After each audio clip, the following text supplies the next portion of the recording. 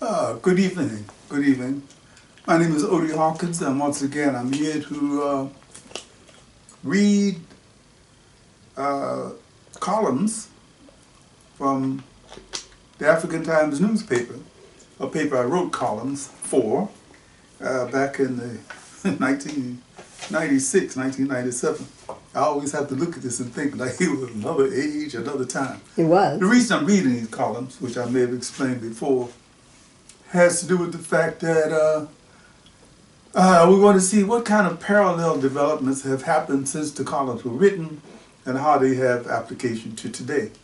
Uh, and also give myself some publicity about my books.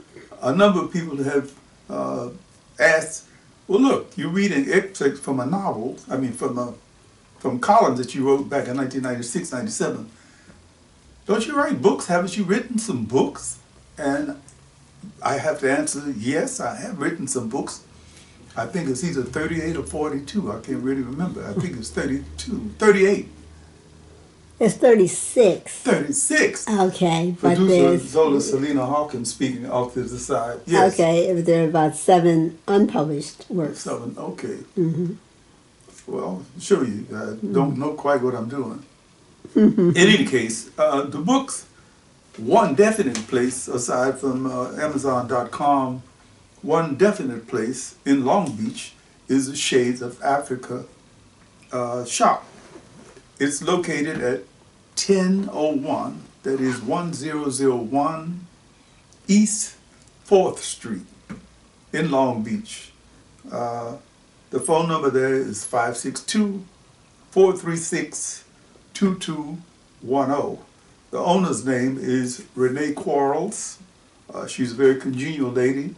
The website is Shades of Africa, but Africa is spelled .com. Africa, Afrika, but they won't be mad at you if you spell it with C. So well, you won't get the website. You won't get the website. Okay, so you have to spell it as said.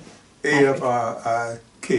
Mm-hmm. Renee is one of our favorite people. We've known each other for 20-some years. And she formerly had a Shades of Africa shop on 3rd Avenue, but the building was co-opted for something else. And anyway, she moved to 4th. And she's there, and there's some marvelous space to visit for. Great place to get your incense. All kinds of. And books. In fact, she has the 1619 project there. She has that. If people haven't purchased it, they need to run it and get it there. Beautiful person to go and visit. She's very cordial and very helpful, and her materials are not too expensive. Mm-hmm. So, for those who are looking for books by Odie Hawkins, they may be on her website Shades soon. of Africa. Well, they may be on her website soon. And website. Okay. Mm-hmm. Today, aside from everything else concerning books, in this day and age, with the fascists trying to hound books out of bookstores and burn them where they can find them for whatever reason, I think it's very important that we read more. That we buy more books. I mean, one of the ways that you can combat this kind of maniacal insanity is to get yourself a book. Well, as the holidays are coming, okay, people should buy as a gift. Give a book. By all means, buy a book, give a book. I have a new one coming out, which I'll talk about at a later date, called Quadroon Balls with Bright Moments. Mm-hmm. I didn't want to say Quadroon Balls and Bright Moments. I wanted to put a little trick in there to have people ask, what does it mean, Quadroon Balls with Bright Moments? Mm-hmm. Well, when you get the book, you'll understand. And we want to thank Greg for letting us know that he was in New Orleans in the 1980s when he... 86. Okay, and he happened to see advertised the Quadroon Ball, which he and Penny went to. Would you believe it? Mm-hmm. They were advertising Octoroon balls. Oh, yes, Octoroon. I mean, that was Octoroon. I think it would take someone who knows how to study blood types to determine the difference between a quadroon and an octoroon. Okay. I wouldn't know one if I saw one from the other. I've known a lot of rooms in my day, but octa or quadra. Anyway, we're all human beings, so let's start at that point. Okay. Today's reading is going to be brief, and it concerns the something I started thinking about when I was watching television back in 1997, in April to be exact. And I was looking at a lot of African American men, mostly, doing news, and African American women doing news. And I started wondering, why don't they have some African women doing news, doing the news? Why not? Anyway, this is what I wrote about it. The place of African women in the American media. A brief look at the images of African women in the African American media was inspired by the observations of a visiting Ghanaian news anchorwoman named Nana Grace Appiah. I have been in Los Angeles for 6 weeks now, and I have not seen one African woman in the media. Where are they? Oh, there are a number of African American women on television. Several news programs feature African American women. I'm not talking about African American women. I'm speaking of African women. We seem to be invisible. Media Watch took up the challenge to determine how true this assertion was. Zero time was spent seeking images of African women in the so-called mainstream media. We already have a fix on their patterns. Our focus was on the African American print and visual media. The subtitle vibe was to determine, in this expanded age of Pan-African awareness, what African Americans and others were seeing and hearing about women in Africa. It took less than a month to determine that there are no African women being prominently featured in the African American media. So it appears that Nana is correct. This is not to suggest that African men are being given overwhelming attention either. However, it does seem that the activities of Mobutu, remember him, and his rival Kabila are relatively well known. Secretary General of the UN, Kofi Annan of Ghana, is known. His comments noticed.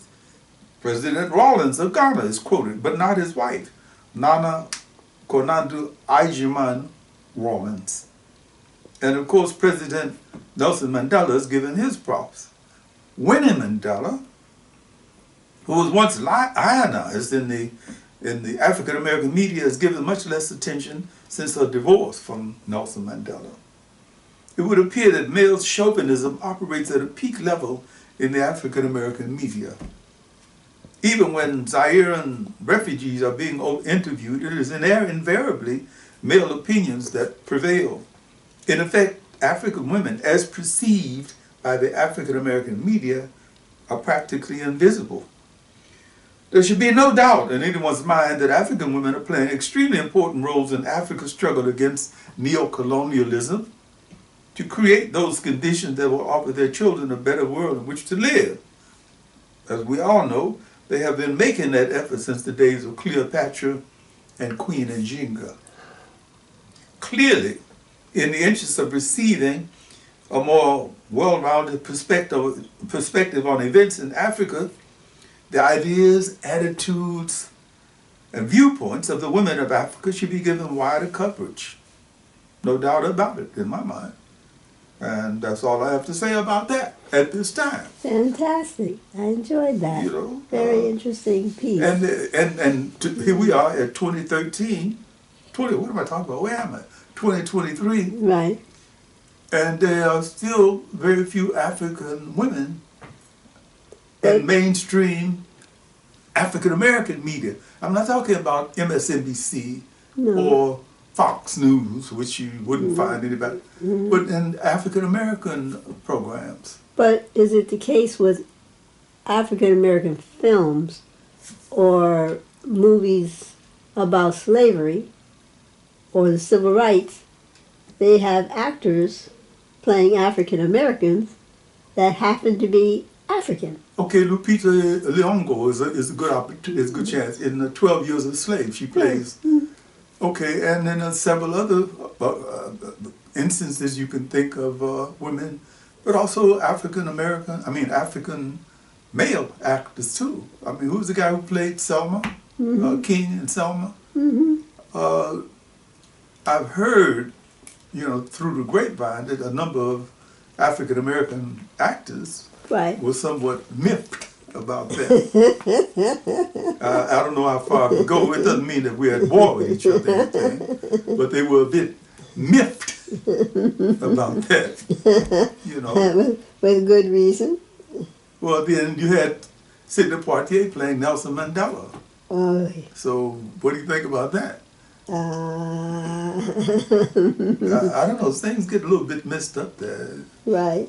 And so that, and while you were talking about books, the fact that it was banned book. Yeah. As those of you who are old enough to remember, book bannings were a hallmark of the fascist regimes, well, going back to Hitler.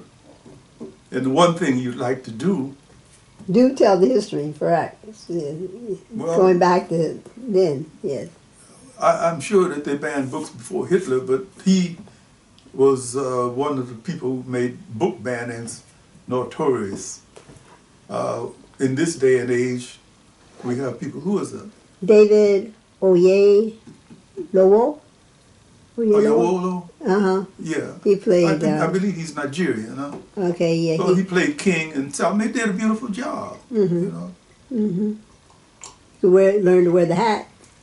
I think, frankly, that having lived in Ghana, it would be a wonderful thing to see African-American actors and actresses given a chance to appear in films over there and some over here. I mean... exchange would be nice. The African film industry, I'm talking on a whole, from south of the Sahara all the way down to South Africa. I mean, that's where Miriam Makeba came out of. She was in South African films. I wonder, in Kojo Yenka's new resurgence of Bediako, if they have any African American. I don't know. I would suspect, knowing him, Kojo Yenka, the former government official in the Rawlins administration, who came out of that to become the senator from the eastern region, I believe, in Ghana, and became a media mogul. Yes, and written several books. I mean, he's all over the place. All over the place, indeed. Anyway, the name is Kojo Yenka, Yankah. And we see him as a good friend. We always need to see him soon. I know. It would be nice. It would be nice. So that's the end of it for this evening. But the idea was to read something about the absence of African women in the African American media. And African American women in films in Ghana, which would tie it in with Kojo Yenka. Hey. Yeah. Let's tie all this together. We might be able to maybe make a deal. That would be nice, definitely. We're going to come back to you tomorrow evening with another column. Fantastic. Website, I'll say it. Yes, website, www.OdieHawkins.com.